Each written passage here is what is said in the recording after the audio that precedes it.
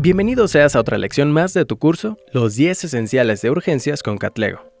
En esta ocasión, vamos a abordar el tema de sepsis y choque séptico. La guía de práctica clínica define a la sepsis como una disfunción orgánica que amenaza la vida causada por una desregulación de la respuesta del huésped a la infección, y nos dice que el choque séptico es el estado de hipoperfusión tisular asociado a sepsis y que se acompaña de disfunción orgánica. Clínicamente, esto incluye a los pacientes que cumplen los criterios de sepsis que, a pesar de una adecuada reanimación con líquidos, requieren vasopresores para mantener una presión arterial media, PAM, igual o mayor a 65 milímetros de mercurio y tienen un lactato mayor a 2 milimol por litro. Epidemiología nacional. En México, la sepsis es un problema de salud pública. Se reporta como la séptima causa de mortalidad infantil nacional. En los adultos, menciona la guía de práctica clínica que la sepsis y el choque séptico es la principal causa de morbilidad y mortalidad en pacientes admitidos a una unidad de cuidados intensivos. Panorama epidemiológico mundial. La Organización Mundial de la Salud estima que aproximadamente el 60% de todas las muertes de niños son secundarias a sepsis, principalmente causada por neumonías, diarreas, malaria y sarampión.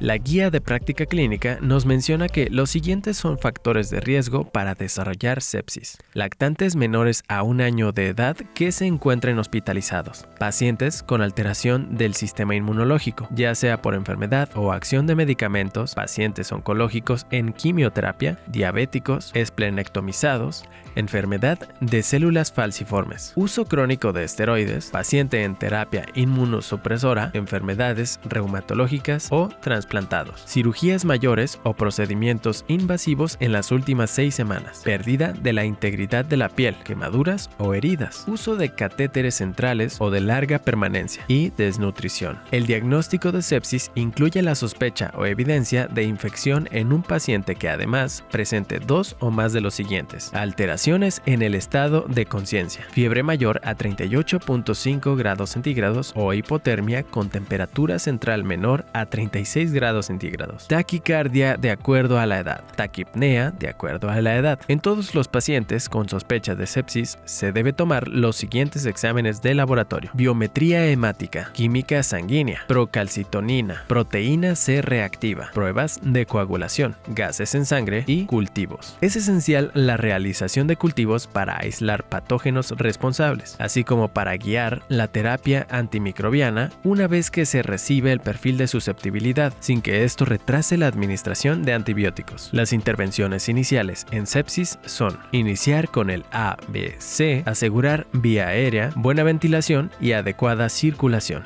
Asegurar vía aérea y brindar soporte de oxígeno de acuerdo a las condiciones del paciente. Obtener acceso vascular o intraóseo. Asegurar los requerimientos hídricos y electrolíticos de acuerdo a la edad. Iniciar tratamiento antimicrobiano con el mayor espectro disponible de acuerdo a las condiciones epidemiológicas del lugar. Valorar la respuesta clínica y de laboratorio para evaluar cambios en el manejo. Antibiótico-terapia en sepsis. Se debe administrar antibiótico en la primera hora, ya que cada hora que se retarde su administración se asocia con disminución de supervivencia, e iniciar la terapia antimicrobiana adecuada, empírica, con base en la sospecha clínica de su origen. La guía de práctica clínica de diagnóstico y tratamiento de sepsis y choque séptico en niños nos recomienda en la siguiente tabla cuál debe ser el esquema de antibiótico de acuerdo con el foco de sospecha de infección. Por ejemplo, en un niño mayor a 3 meses, previamente sano, con sospecha de meningitis neumocócica, recomienda cefotaxima 50 a 75 miligramos por kilogramo cada 6 a 8 horas o ceftriaxona 50 miligramos por kilogramo cada 12 a 24 horas y añadir vancomicina 60 miligramos cada día cada 6 horas. El siguiente algoritmo de la GPC nos detalla el tratamiento antibiótico en el paciente adulto con sepsis y choque séptico. El primer punto que nos dice es que el tratamiento antimicrobiano se debe iniciar dentro de la primera hora en la que se sospecha sepsis. Siguiendo el algoritmo en la parte superior izquierda, nos menciona que en pacientes de alto riesgo para candidiasis invasiva, como pacientes con procedimientos invasivos, uso previo de antimicrobianos de amplio espectro por tiempo prolongado o pacientes inmunocomprometidos. Se recomienda el uso de azoles, como puede ser el fluconazol o equinocandinas. En la parte central del algoritmo aborda al grupo de pacientes no neutropénicos, donde la recomendación es de terapia combinada sinérgica, no de amplio espectro, como lo es beta-lactámico más aminoglucósido, con una duración de 3 a 5 días.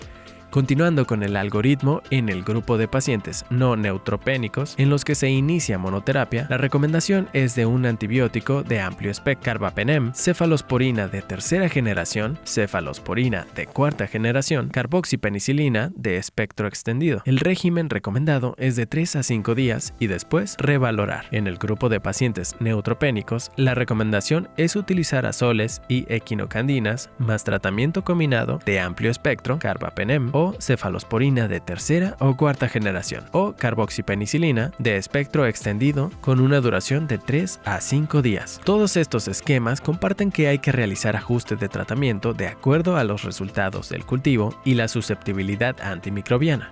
Detección de choque séptico. El paciente con choque séptico presenta datos de hipoperfusión como son alteración del estado de conciencia, llenado capilar alterado, pulsos débiles o saltones, alteración en la temperatura de las extremidades, cambios en la coloración, palidez, rubicundez, piel marmórea. Se debe sospechar de choque séptico con hipoperfusión en base a datos clínicos y disfunción de un órgano secundario a la sepsis. Parámetros de laboratorio para diagnosticar choque séptico. Se debe tomar los siguientes estudios de laboratorio para valorar la función de órganos y diagnosticar en forma temprana la presencia de choque séptico. Gasometría arterial, biometría hemática, pruebas de función hepática, pruebas de función renal, pruebas de coagulación. La GPC nos muestra en el siguiente cuadro los criterios para el diagnóstico de disfunción orgánica en cada uno de los sistemas. En cuanto a la disfunción cardiovascular, un criterio es la hipotensión persistente a pesar de la administración de soluciones isotónicas en bolo. En la disfunción respiratoria, uno de los criterios es la necesidad de más del 50% de fracción expirada de oxígeno para mantener una saturación de oxígeno mayor al 92%. En cuanto a disfunción neurológica, un criterio es la escala de coma de Glasgow, menor o igual a 11 puntos. En la disfunción hematológica, un criterio es un conteo de plaquetas menor a 100.000 milímetros cúbicos. En la disfunción renal, un criterio es el incremento del 25% del valor inicial de creatinina. Y en la disfunción hepática, un criterio es bilirrubinas totales mayores o iguales a 4 miligramos por decilitro. Reanimación con líquidos intravenosos. La sepsis y el shock séptico son emergencias médicas y la recomendación es iniciar la reanimación de inmediato. Para pacientes con hipoperfusión inducida por sepsis o shock séptico, la recomendación es que se administren al menos 30 mililitros por kilogramo de solución cristaloide intravenoso dentro de las primeras 3 horas de reanimación.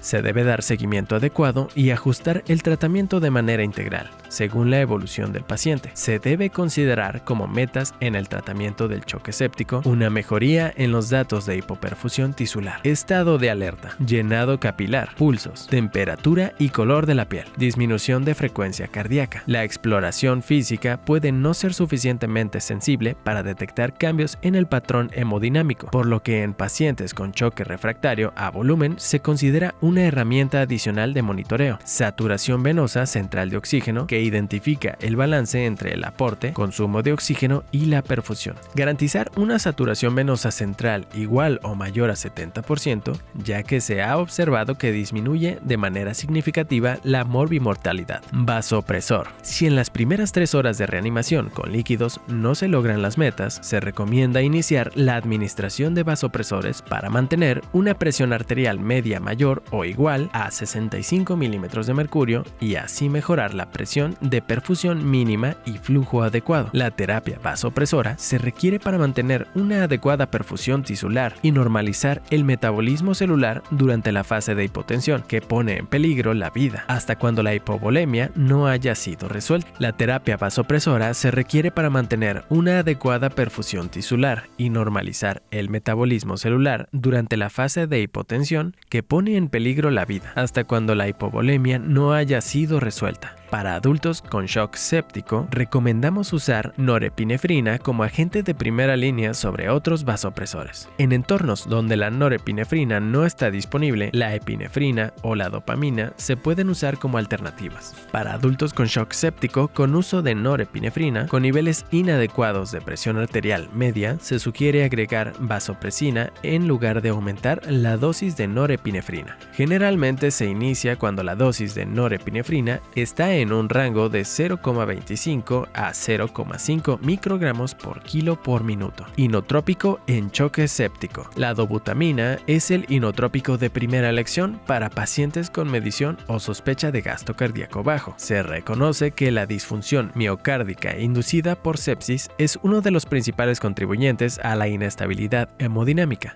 y se asocia con peores resultados en pacientes con shock séptico. La terapia inotrópica se puede utilizar en pacientes con hipoperfusión persistente después de una adecuada reanimación con líquidos. Corticoesteroide en choque séptico. Si la hipotensión persiste, a pesar de la reanimación con líquidos y del uso de vasopresores, se recomienda el uso de hidrocortisona 200 a 300 miligramos por día por 7 días. La fludrocortisona vía oral es el corticoide de elección cuando no se dispone de hidrocortisona. En niños se sugiere usar hidrocortisona a dosis de estrés 50 miligramos por metro cuadrado de superficie corporal por día.